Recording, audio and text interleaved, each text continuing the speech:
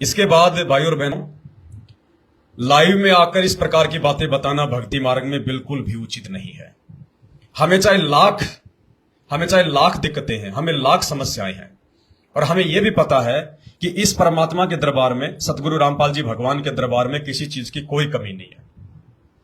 परमात्मा कहते हैं साहिब के दरबार में और कमी काहे की नाए, अगर फिर भी भगत मौज नहीं पावता तो तेरी चूक चाकरी माए। अगर सच्चे सतगुरु के शरण में आने के बाद, ये भक्ति मिलने के बाद भी अगर भगत को थोड़ी बहुत परेशानी है, उसको वो लाभ नहीं मिल पा रहा जो लाभ उसको मिलना चाहिए, तो परमात्मा कहते हैं भगत की नियम मर्यादाओं में कमी है, उसके धर्म कर्म में कमी है, उसकी सेवाओं में कमी है। भगवान के दरबार में कोई कमी नहीं है। तो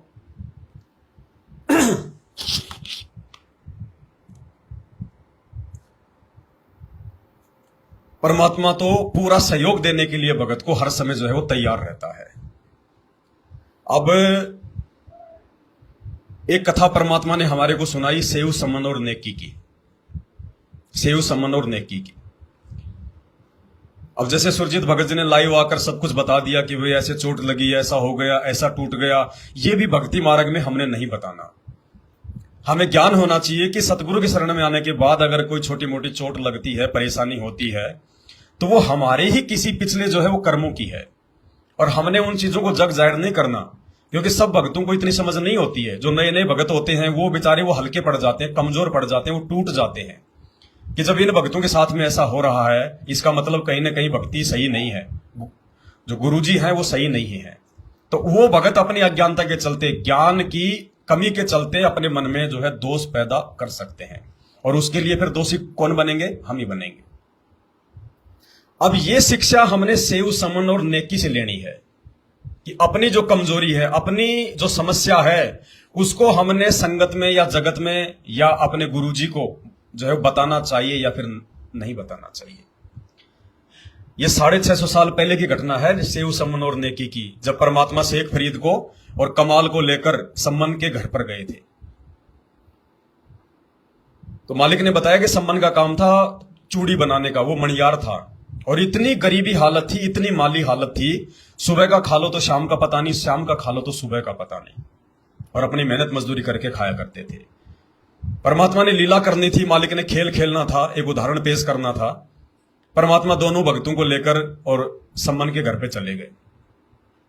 सम्मन ने अपनी पत्नी नेकी से कहा कि नेकी जरा देख घर में राशन पानी की क्या व्यवस्था है।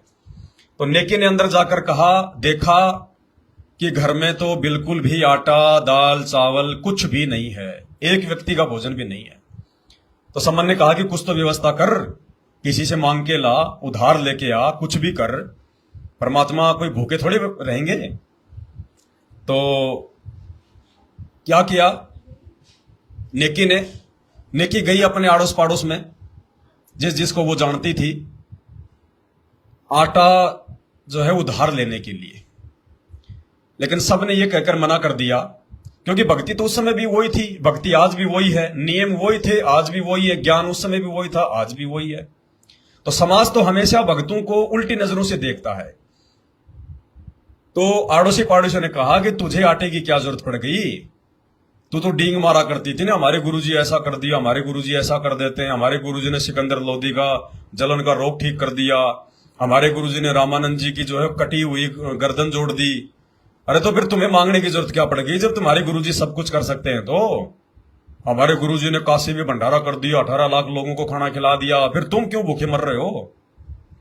उन्होंने ताने मारने शुरू कर दिए। अब एक चीज का ध्यान रखना भाई और बहनों, यहां पर हमने इन कथाओं से शिक्षा लेनी है मालिक के आशीर्वाद से। जैसे आज सुरजीत भगत जी ने या फिर हम भगत ने, कोई भी भगत है, छोटी मोटी समस्या आने पर हम किसी के आगे हाथ फैला देते हैं, मांगने चले जाते हैं, उधार ले लेते हैं। नेकी उस समय उधार लेने जरूर गई थी, लेकिन अपने लिए आटा उधार लेने नहीं गई थी। केवल अपने गुरुजी और गुरुजी के साथ में जो 2 भगत आए थे उनका भोजन बन जाए, इतना ही आटा लाने गई थी वो। उस आटे में से वो परिवार खाना नहीं खाता, उधार जरूर मांगने गई थी, लेकिन अपने गुरुजी के लिए, अपने लिए नहीं। और आज हम क्या कर रहे हैं? जैसे मौका मिल जाता उधर से हम लोग हाथ फैला देते हैं। तो सोचिए वो आत्माएं क्या है और हम क्या हैं। उसके बावजूद भी उन आत्माओं का अभी तक मोक्ष नहीं हुआ, और यदि पिछली पीढ़ी में हम ये गलतियां करेंगे तो हमारा क्या होगा। उसको उधार नहीं मिला। अपने गुरुजी की जो है इज्जत की रक्षा के लिए वो जो पहना करती थी अपने शरीर के ऊपर, जो ओढ़नी होती है, चुनरी वगैरह, सम्मन ने कहा कि तू जा और अपना ये चीर कहीं पे जो है गिरवी रख दे और 1 सेर आटा ले आ। तो नेकी ने कहा कि मैंने वो काम भी कर लिया, लेकिन ये 10 जगह से ये फटा हुआ है, कोई ले नहीं रहा इसको। तो बोला क्या करें, बड़ी समस्या हो गई। तो नेकी ने सलाह दी कि ऐसा करो, खाना तो बंदी छोड़ को जो है वो खिलाना ही पड़ेगा। अभी तुम ऐसा करो, अभी तो आप गुरुजी से अरदास कर लो। महापुरुष बड़े समझदार होते हैं कि गुरुजी जो है मतलब आपको मतलब सुबह भोजन करवा दें। तो कुछ ऐसा उन्होंने कहा जाकर। तो परमात्मा ने कहा कि ठीक है बेटा, कोई दिक्कत नहीं, हमें तो वैसे भी कोई भूख नहीं लग रही है, और अभी तो खाली अपन परमात्मा की बैठ के अपन चर्चा करेंगे, अपन सुबह खा लेंगे भोजन बेटा, कोई दिक्कत नहीं है। अब जैसा भी था मालिक की जो है चर्चा हुई, उसके बाद में भक्तों को सुला दिया। नेकी और सम्मन ने आपस में विचार विमर्श किया कि सुबह तो भोजन कराना पड़ेगा, अब सुबह कहां से लाएंगे। बोला क्या करें। बोला तुम दोनों बाप बेटे, सेऊ और सम्मन, तुम दोनों बाप बेटे जाओ और किसी लाला जी की दुकान से 1 सेर आटा चोरी करके ले आओ, केवल 1 किलो आटा। तो वो जो बच्चा था सेऊ, वो भी सुन रहा था। अब सेऊ ने गुरुजी के सत्संगों में तो सुना था कि जो चोरी करते हैं उनका सत्यानाश हो जाता है, चोरी नहीं करनी चाहिए भक्तों ने। तो सेऊ ने अपनी मां से कहा कि मां, गुरुजी तो सत्संगों में ये कहते हैं और तुम करियो चोरी कर लो। तो क्या कहा था नेकी ने कि बेटा हम अपने लिए चोरी नहीं कर रहे। ध्यान रखना भाई और बहनों, क्या कहा था कि हम अपने लिए चोरी नहीं कर रहे, हम अपने गुरुजी को भोजन करवाने के लिए चोरी करके ला रहे हैं बेटा। और साधु संतों को चाहे चोरी करके खिला दो, चाहे मेहनत का खिला दो।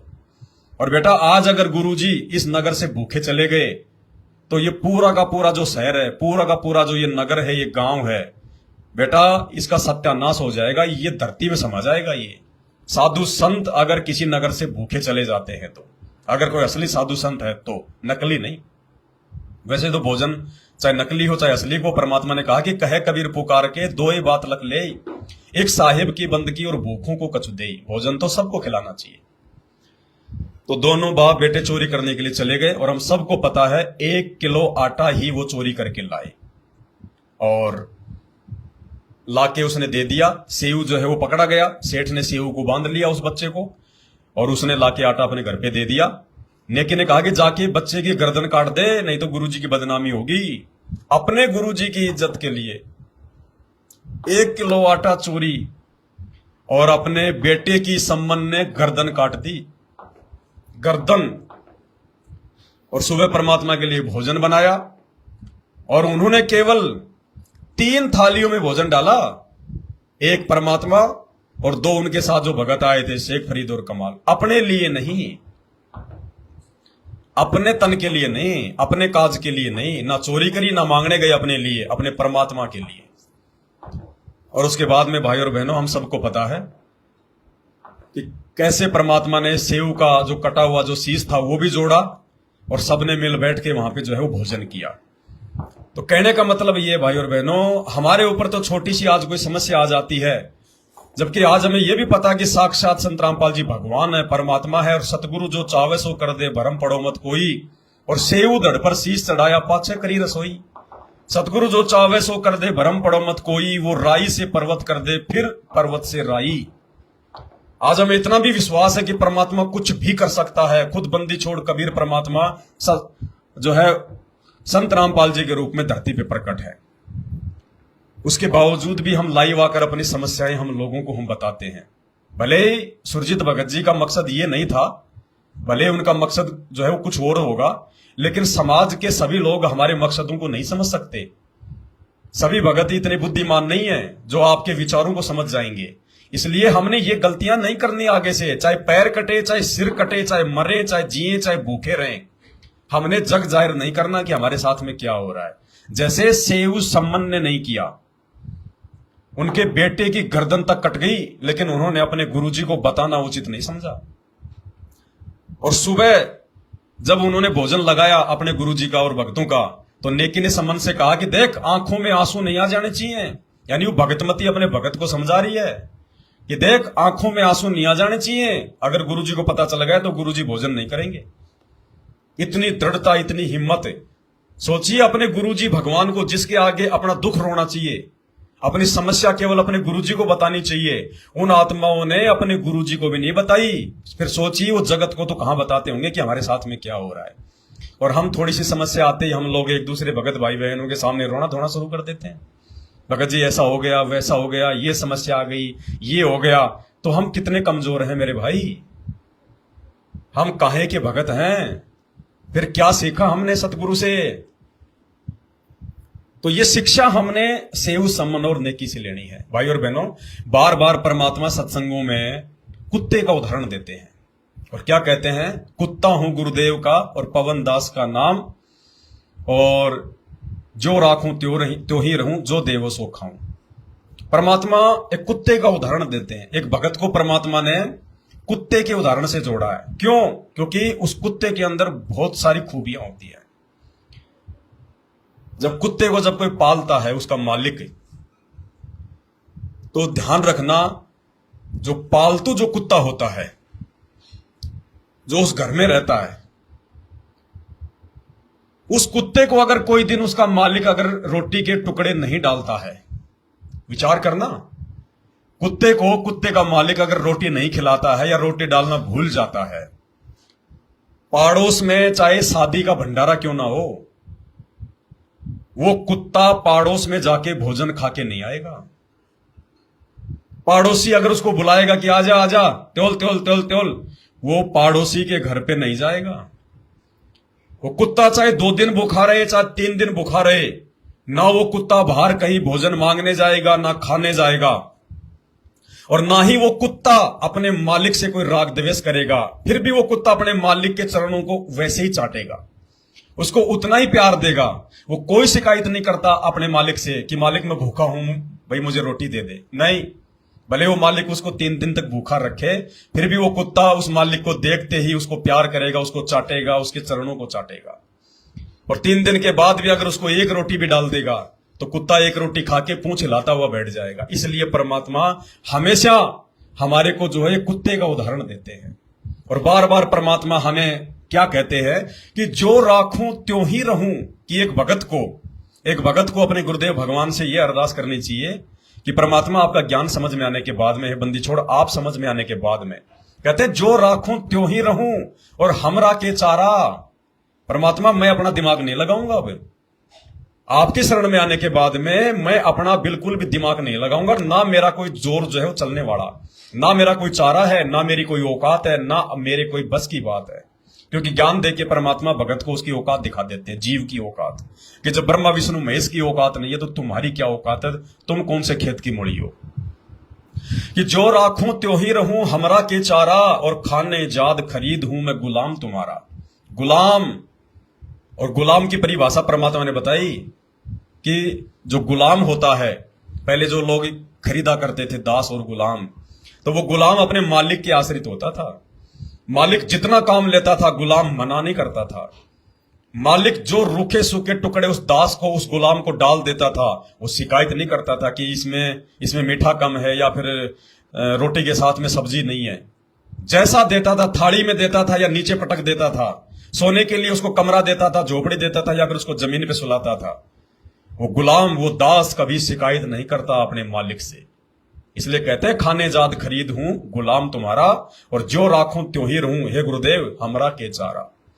जब हम इतने अधीन अपने गुरुजी पर हो जाएंगे, इतने आश्रित हो जाएंगे, तो परमात्मा फिर भगत के लिए कोई कमी छोड़ेगा क्या? नहीं छोड़ेगा। तो हमने भाई और बहनों इस प्रकार की गलतियां भी अब आगे बिल्कुल नहीं करनी है, बिल्कुल नहीं करनी है। इसके बाद तीसरा उदाहरण परमात्मा ने शेख फरीद का दिया। शेख फरीद अपने गुरुजी के लिए हुक्का भरने गया, और हम सबको पता है वो माई उस समय आग जला रही थी, बारिश का मौसम था, गीली लकड़ियां थी, और वो आग में फूंक मार रही थी, आंखों में धुआं जा रहा था, परेशान हो रही थी, आंसू आ रहे थे, आग नहीं जल रही थी। इतने में शेख फरीद गया वहां पे लेके हुक्का, बोले माई आंच दे दे, आंच दे दे। क्योंकि उसका जो गुरु था वो अज्ञानी था, नालायक था, हुक्का पिया करता था, और हुक्के में अगर थोड़ी सी भी कोई देरी कर देता था तो उसको मारता था वो लकड़ियों से। तो शेख फरीद को कोई मतलब मार खाने की कोई चिंता नहीं थी कि भाई अगर मैं टाइम पे नहीं गया तो गुरुजी मुझे मारेंगे या पीटेंगे, नहीं। उसको चिंता इस बात की थी कि कहीं लेट हो गया और मेरे गुरुजी नाराज हो गए तो मेरी भक्ति बर्बाद हो जाएगी, मेरे गुरुजी मुझसे नाराज हो जाएंगे। उसको पिटने की कोई जो है टेंशन नहीं थी। तो माई दुखी थी। माई ने कहा कि आग क्या यूं दी जाती है, अपनी आंख फुड़वाई जाती है, तू भी आंख फुड़वा ले। माई के कहने का मतलब था मैंने तो फूंक मार मार के मेरी आंख फोड़ ली, धुआं घुस गया, तू भी थोड़ी सी इसमें फूंक मार ले, तू भी अपनी आंख फुड़वा ले। लेकिन शेख फरीद बेचारा भगत था, उसको इस बात का मालूम नहीं था। उसने सोचा कि माई ये कह रही है कि तू तेरी आंख फोड़ देना तब मैं तेरे को आंच दूंगी। उसी समय वहां पे जो भी लोहे की भाई जो भी सामान था या अपना हाथ था, उसने अपनी आंख निकाल के अपने गुरुजी के लिए और उस माई को दे दी, उसके मटके के ढक्कन में डाल के कि ले माई आंख है और दे दे माई मेरे को आंच फटाफट, नहीं तो मेरे गुरुजी नाराज हो जाएंगे। और माई घबरा गई, माई के समझ में नहीं आया कुछ भी। वो डर गई कि भाई इसका गुरु जो है वो सिद्धि वाला है, अब कल मेरे को इसका गुरुजी जो है वो शराप देगा और मेरी बात बिगड़ गई। अब माई ने तो फटाफट उसको आंच डाल दी और शेख फरीद ने अपना टोवेल वगैरह आंख पे बांध के और दौड़ लगा दी वहां से, पास में था गांव से। इतने में गुरुजी का आ गया संदेशा, अरे शेख फरीद कहां मर गया। शेख फरीद बोला आ गया गुरुजी, आ गया गुरुजी, आ गया गुरुजी। तुरंत गया गुरुजी के पास, अरे इतनी देर क्यों लगा दी गुरुजी। गुरुजी आश्रम में जो है किसी ने आंच को जो है वो बुझा दिया था, और बुझाया किसने, उसके गुरु भाइयों ने। ये शेख फरीद जो है ये गुरुजी का बहुत लाडला है, आज अगर इसका काम बिगड़ जाएगा तो गुरुजी से नाराज हो जाएंगे। ये राग द्वेष सब में भरा होता है पूरा। तो गुरुजी ने हुक्का लिया और कहा कि बेटा ये तेरी आंख के क्या हो गया। अब ध्यान देना, ये कथाएं गुरुजी ने हमें मनोरंजन के लिए नहीं सुनाई है, टाइम पास करने के लिए नहीं सुनाई है। भगवान के मुख से निकला हुआ एक भी शब्द जो है अनायास नहीं होता, हर एक शब्द का बहुत गहरा अर्थ होता है। तो कहने का कितना गहरा अर्थ होगा। बोला बेटा तेरी आंख के क्या हो गया शेख फरीद। बोले गुरुजी आपके रहते से क्या हो सकता है परमात्मा, दया गुरुजी आपकी, दया गुरुजी आपकी। हे गुरुदेव आपके रहते से क्या हो सकता है आपके दास को। यानी हम अपने गुरुजी को तो छोड़ो, हम तो अपना दुखड़ा, अपनी समस्या, अपनी जो परेशानी है छोटी मोटी, जिनको अपन परेशानियां भी नहीं कह सकते, क्योंकि परेशानी तो भगवान आने नहीं दे रहा हमारे को। परेशानी होती है आपको कैंसर हो जाए, आपको एड्स हो जाए, आपके दोनों पैर कट जाए, और भयंकर ऐसी आपत्ति आ जाए कि आपकी भक्ति ना बने, उसको कहते हैं दिक्कत, परेशानी। ये सर्दी जुकाम हो गई, उंगली टूट गई, हाथ टूट गया, पैर टूट गया, खांसी जुकाम हो गई, नौकरी नहीं मिल पा रही या नौकरी छूट गई, अरे ये परेशानियां थोड़ी हैं, ये तो छोटे मोटे संघर्ष हैं जो करवाकर परमात्मा हमारे को जो है मजबूत बनाना चाहते हैं। हम इनको समस्या मान बैठे। बोला गुरुजी आपके रहते से क्या हो सकता आपके दास को। परमात्मा कुछ नहीं, ये तो ऐसे ही परमात्मा। अपने गुरुजी से भी शेख फरीद ने अपने दुखों की परीक्षा नहीं करी। और यही बात सतगुरु रामपाल जी भगवान ने हमें सत्संगों में समझाई कि अपने गुरुजी से अगर कुछ मांगो, भगवान से अगर कुछ मांगो तो एक ही चीज मांगना कि भक्ति दान मोहि दीजिए देवन के देवा हो, और जन्म पाया भूलू नहीं करहूं पद सेवा हो। केवल भक्ति दान मांगना चाहिए अपने गुरुजी से कि हे गुरुदेव भक्ति दो परमात्मा, आशीर्वाद दो परमात्मा, भक्ति के लिए मुझे समय मिले परमात्मा, आपने जो मर्यादा दी है मेरी मर्यादा ना टूट जाए, बंदी छोड़ मुझे ऐसा आशीर्वाद दो। हे मालिक आपकी भक्ति पे लगकर मैं हर प्रकार से मैं संघर्ष कर सकूं, मुझे ऐसा आशीर्वाद दो परमात्मा। मैं किसी की बातों में ना आऊं परमात्मा, मैं लोक लाज मान बढ़ाई किसी भी चीज के चक्कर में ना पड़ूं, इज्जत या बेइज्जती के चक्कर में। ये मांगना सिखाया सतगुरु रामपाल जी भगवान ने। और हम लोग नंबरों पे फोन कर करके भगत जी मेरे अरदास लगा दो, भगत जी मेरी अरदास लगा दो गुरुजी के पास जेल में, या आपस में भगत भाई बहनों के पास में। सतलोक आश्रम मैनेजमेंट हरियाणा ने तो चार हेल्पलाइन नंबर शुरू कर दिए कि गुरुजी से अरदास लगाने के लिए इन नंबरों पे फोन करो। यानी हमारे को काल के द्वारा जो है वो बिगाड़ा जा रहा है, हमारे को जो है वो कमजोर किया जा रहा है इन प्रार्थनाओं के माध्यम से। तो शेख फरीद ने तो अपने गुरुजी से भी प्रार्थना नहीं करी। और जो व्यक्ति अपने गुरुजी को अपनी समस्या नहीं बता रहा, सोचो अपने गुरु भाई बहनों को कहां बताएगा, अपने घर वालों को कहां बताएगा, जगत को कहां बताएगा, नहीं बताएगा। और जैसे ही सुबह वो माई आई आश्रम में, वो आंख लेके आई। अब माई ने सोचा कि उसने तो अपने गुरुजी को बता दिया होगा और गुरुजी नाराज हो रहे होंगे, मेरे को श्राप देंगे। वो रोने लग गई कि महाराज मेरे से गलती हो गई, ये महाराज मेरे से गलती हो गई, मैंने आपके चेले को ऐसे ऐसे बोल दिया। अब वो बोले भाई तू क्या बोल रही है बुढ़िया, क्या हो गया, बात क्या है, पहले वो बता। तो बुढ़िया ने सारी बात बता दी।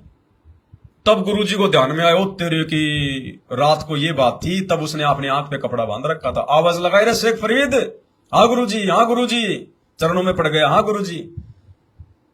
अरे ये खोल, ये आंख खोल, ये पट्टी खोल। अब गुरुजी की आज्ञा का तो पालन करना ही है। शेख फरीद ने आंख खोली तो लहू लुहान। सोचिए भाई और बहनों, विचार करने की जरूरत है, विचार करने की जरूरत है। कोई उंगली पे चोट नहीं लगी थी, कोई सर में चोट नहीं लगी थी जो आदमी सहन कर ले। इस शरीर का सबसे कोमल अंग आंख, और वो भी पूरी आंख उसने बाहर निकाल दी। सोचिए आंख के साथ में कितनी नसें, कितनी वेंस वगैरह जुड़ी होती है। कितना दर्द उस आत्मा ने 10-12 घंटे पूरी रात, कितना दर्द उसने सहन करा होगा, नींद नहीं आई होगी उसकी। लेकिन उसने ना अपने गुरु भाइयों को महसूस होने दिया, ना गुरुजी को। अगर उसके गुरु भाइयों को महसूस हो जाता तो वो अपने गुरुजी को जाके जो है सारी बात बता देते। लेकिन सुबह तक किसी को इस बात का मालूम नहीं पड़ा जब तक वो बुढ़िया नहीं आई। इसका मतलब शेख फरीद ने अपने गुरु भाइयों से भी नहीं कहा कि मुझे दर्द हो रहा है, मेरे कुछ लगा दो, मेरे कुछ पट्टी कर दो, मेरे को किसी डॉक्टर से जाके दिखा लाओ। नहीं, किस पे आश्रित रहा? अपने गुरुजी पर। और वो गुरु भी नकली। और मालिक ने कहा, वो सिद्धि वाला था, उसकी पिछली जन्म की सिद्धियां थी। उसने शेख फरीद की आंख पे अपना हाथ लगाया तो कहते हैं उसी क्षण वो आंख ठीक हो गई। थोड़ी सी छोटी रह गई, लेकिन एज इट इज आंख लग गई। ना दर्द, ना परेशानी, ना कुछ। तो ये कथा हमें गुरुजी ने क्यों सिखाई? भाई और बहनों, वो शेख फरीद का गुरु जिसने आंख ठीक कर दी, वो गोरखनाथ जो मुर्दों को जिंदा कर दिया करता था, जो सोने को जिसने पहाड़ को जिसने सोना बना दिया था, गोरखनाथ ने। अरे ये सतगुरु रामपाल जी भगवान तो उस गोरखनाथ, उन नकली गुरु धर्म गुरुओं का बाप है, बाप।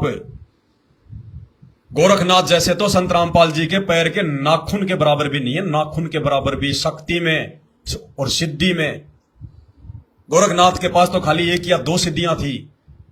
अरे यहां तो संत रामपाल जी के भक्तों के पास में 24 सिद्धियां हैं। ये बात अलग है कि उनका जो प्रयोग करने का जो आदेश और जो विधि है वो सतगुरु ने हमें नहीं बताई। और परमात्मा ने कहा कि सतगुरु के पास तो अनंत कोटि सिद्धियां हैं, अनंत कोटि सिद्धियां। ये तो सिद्धियों का स्वामी है।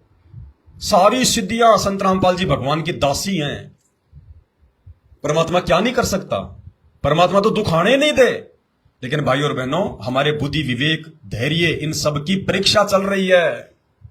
परीक्षा आगे से आगे परमात्मा अगर सारा देता चला गया तो हमारी भक्ति में रुचि नहीं बनेगी, हमारे भाव नहीं बनेंगी, हमारी जो है वो श्रद्धा नहीं बनेगा इस भक्ति में।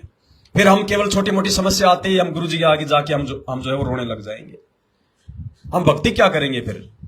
हमें तो परमात्मा चाहते हैं कि इनको ज्ञान हो, और जो मैंने इनको भक्ति दी है, जो मंत्र, जो आरती, जो सत्संग, जो सुमरण दिया है, ये उसका प्रयोग करें, भक्ति करें, विश्वास करें। फिर परमात्मा धीरे धीरे इनको सर्व सुख देगा, कोई समस्या ही नहीं आने देगा इनके ऊपर परमात्मा। और हम थोड़ी मोड़ी समस्या आ जाती है तो हम अपने भगत भाई बहनों के पास में हम लोग रोना शुरू कर देते हैं कि भाई ये हो रहा है, ये परेशानी है। अब देखो काल ऐसे तो ठगता है। अब जो सुरजीत भगत जी हैं, उन्होंने परमात्मा के विधान को तोड़ा। उन्होंने गुरुदेव के सत्संग रूपी विधान को तोड़ा। क्योंकि ये सत्संग आपने सुने सारे, शेख फरीद के नेकी सेऊ सम्मन के। उन्होंने अपनी समस्या अपने गुरुजी को भी नहीं बताई, और सुरजीत भगत जी ने आकर लाइव में सारी बात बता दी, तो परमात्मा का विधान टूट गया। अब जैसे ही विधान टूटा तो काल का दाव लग गया। काल का दाव लगते ही उधर से बहन का फोन आ गया। उनके घर में माया आने लग गई, वो पैसा आने लग गया। पैसा आने लगा तो उनके मन में वो लालच पैदा हो गया, लोभ पैदा हो गया। बुद्धि ने काम करना बिल्कुल जो है वो बंद कर दिया। सत्सेवक होने के बाद भी, सत्सेवक होने के बावजूद भी बुद्धि ने बिल्कुल काम करना बंद कर दिया। क्योंकि परमात्मा कहते हैं सावधानी हटी और दुर्घटना घटी। जो कनेक्शन होता है ऑटोमेटिक वो कट जाता है। फिर वो स्थिति हो जाएगी जो मैनेजमेंट वालों की हो रही है, जो इन जगत वालों की है। तो परमात्मा का जरा सा सत्संग रूपी विधान टूटते ही देखो काल ने कैसा दाव लगा दिया। अगर सुरजीत भगत जी उस बहन को मना कर देते या वो वीडियो नहीं डालते तो ये समस्या ही पैदा नहीं होती। अरे ना बजेगा, कौन सी वो कहावत है कि ना रहेगा बांस और ना बजेगी बांसुरी। अगर ये मर्यादा नहीं टूटती तो उस बहन को क्या कोई मतलब सपना थोड़ी आता कि ऐसे ऐसे हमारे भाई के साथ में ये हो गया, उनको ऐसे उनकी जरूरत है, उनके ऊपर 1.5 लाख रुपए का जो है वो कर्जा है। तो मर्यादा टूटने से बच जाता, परमात्मा को नाराज करने से बच जाता, और सहयोग करने वाली जो आत्माएं थी उनके भी जो है वो कर्म फूटने जो है बच जाते। लेकिन इसमें सबके कर्म नहीं फूटे, ध्यान रखना। देखो सत्संगों का सार निकालना हमने। कर्म फूटे, मर्यादा टूटी पंजाब वाली बहन की, क्योंकि परमात्मा ने कहा कि मदद करना ठीक है, एक दूसरे भगत भाइयों की मदद करना ठीक है मुसीबत में, लेकिन मदद करने से पहले यह देख लेना चाहिए कि उसकी जो जरूरत है वो जायज है या नहीं है। उसको जितनी जरूरत है उसको है कितनी जरूरत है? जरूरत है 5,000 रुपए की, आप दे रहे हो उसको 2 लाख रुपए, तो आप दोषी बनोगे जब उस पैसे का दुरुपयोग होगा। और सबसे पहले परमात्मा ने बताया कि नगद मदद करने से पहले अगर कोई आदमी भूखा है तो उसको भोजन देकर मदद करो, भोजन के लिए पैसे मत दो, वरना भोजन तो खाएगा वो आधे रुपए का, और आधे रुपए का और ही अटरम सटरम खाएगा, जिसमें तुम दोषी बनोगे। कोई बीमार है तो डायरेक्ट उसको मेडिकल पे जाके उसको दवाई दिलवा दो, वो भी उस समय जब वो तुमसे कहे।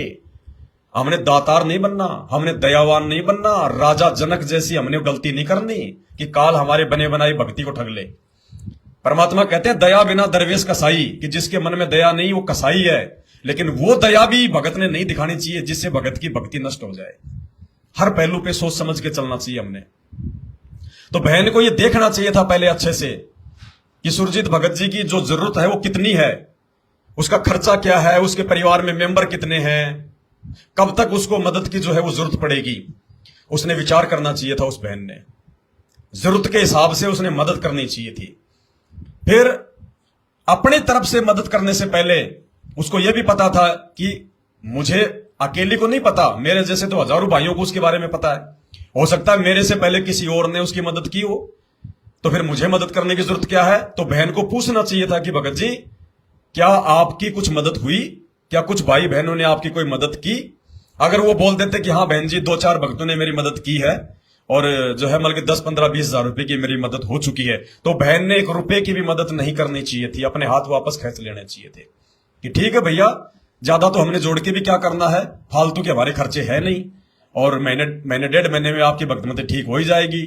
उस समय तक का आपके पास में परमात्मा ने बंदोबस्त जो है करवाई दिया, तुरंत बहन अपनी भक्ति करती। लेकिन बिना सोचे समझे जो करे पाछे सो पछताए, काम बिगाड़े आपना और जग में हो तसाए।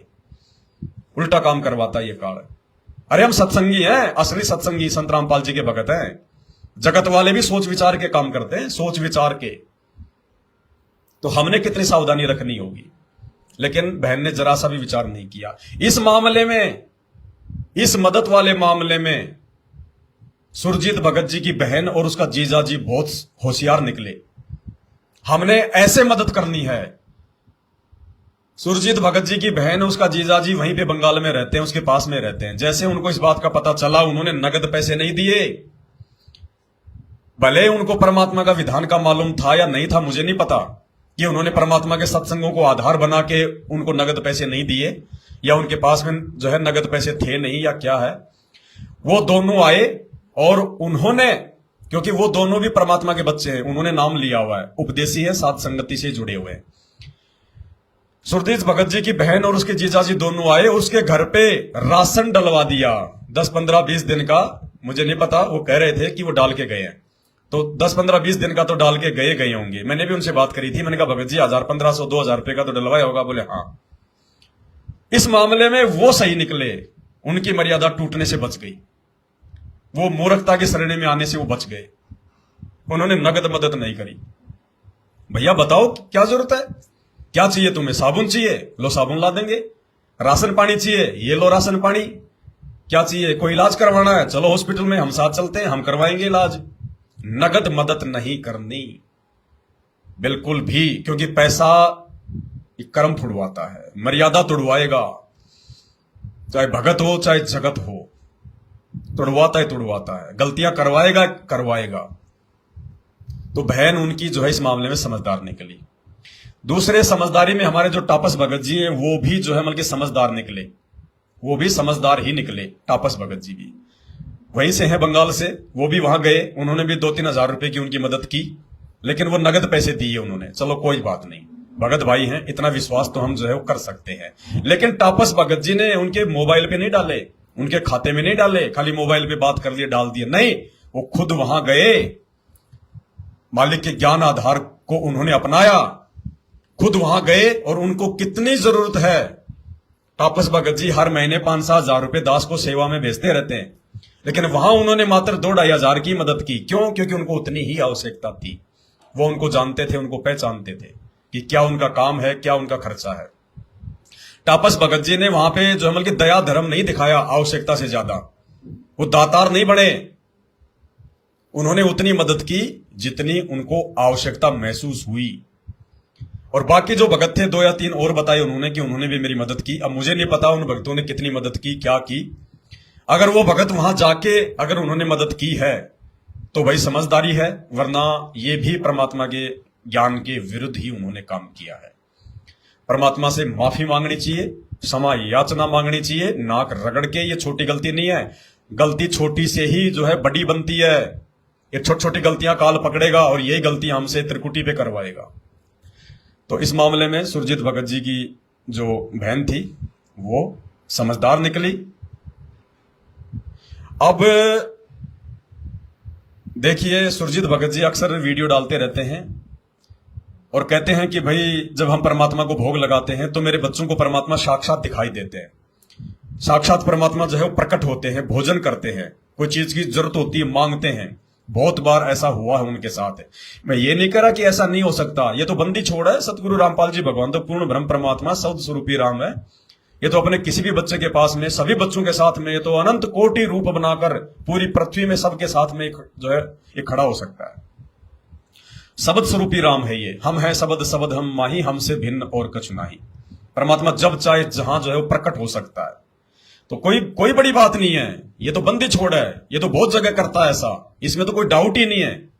लेकिन मैं जो बताना चाह रहा हूं उसको ध्यान से सुनिए।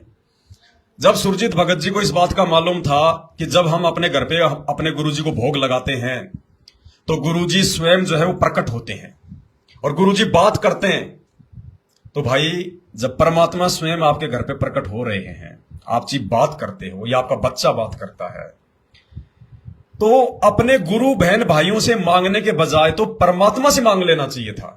अगर आपको जरूरत भी थी किसी चीज की, अपने वो कर्जा उतारने की या अपने घर में राशन पानी की, तो आपके पास तो बहुत अच्छा ऑप्शन था। सबसे पहले हम अपने भगवान के भिखारी बने। हम जगत के भिखारी क्यों बने, हम भक्तों के भिखारी क्यों बने? जब परमात्मा ने कह दिया कि भाई गुरु समान दाता नहीं और भिखारी शिष्य समान, 3 लोक की संपदा 100 गुरु दी निदान। और जिस गुरु ने 3 लोक से बढ़कर संपत्ति ये नाम दे दिया हमें, एक सतनाम के सुमरण के बराबर 3 लोक भी नहीं है, स्वर्ग पृथ्वी पाताल। तो ऐसा भगवान क्या खाने के लिए रोटी के टुकड़े नहीं देगा? क्या हम उसके नजरों में नहीं है? जब भगवान खुद आपके घर पे आ रहा है तो क्या भगवान आपको देगा नहीं? जब आप भगवान को दे रहे हो, मालिक कहते हैं देते को हरि देत है जहां तहां से आण, और अण देवा मांगत फिरियो, फिर साहिब सुने ना कान। जब आप भगवान को रोज भोग लगा रहे हो तो भगवान आपको देगा नहीं क्या? अगर आपने मांगना ही था तो अपने गुरु बहन से पहले आपने अपने गुरुजी से मांगना चाहिए था, अपने परमात्मा से मांगना चाहिए था। अगर आपको गुरुजी नहीं दिखाई देते हैं साक्षात, आपके बेटे को दिखाई देते हैं, आपकी भक्तमती को दिखाई देते हैं, तो अपने उनको बोलना चाहिए था कि आज जब परमात्मा दिखाई दे तो परमात्मा से अरदास करना कि परमात्मा राशन पानी की थोड़ी सी जो है वो दया करना। हम मांग सकते हैं, हमारा बाप है, लाख बार मांगेंगे, उन्हीं से मांगेंगे, हम उन्हीं के भिखारी बनेंगे। लेकिन अपने गुरुजी से तो मांगने में हमारे को क्या आ रही है? शर्म। अपने गुरुजी से मांगने में तो शर्म आई और भगत भाई बहनों से मांगने में कोई शर्म नहीं आई। बताओ, ये समझदारी नहीं है, ज्ञान आधार नहीं है। ये भी हमारी कमजोरी है भाई और बहनों। ये सभी भाई बहनों को संदेशा है, सभी भाई बहनों को, सभी भाई बहनों को। ये काल हमसे आगे ऐसी गलतियां करवाएगा, भुखमरी के समय, अकाल के समय। हमें परमात्मा आज ये संदेशा इस दास के माध्यम से जो आप भाई बहनों तक जो भिजवा रहे हैं, ये आने वाले समय के लिए हम भगत भाई बहनों के लिए सावधान होने की जरूरत है, उस विनाशकारी समय में, अकाल के समय में।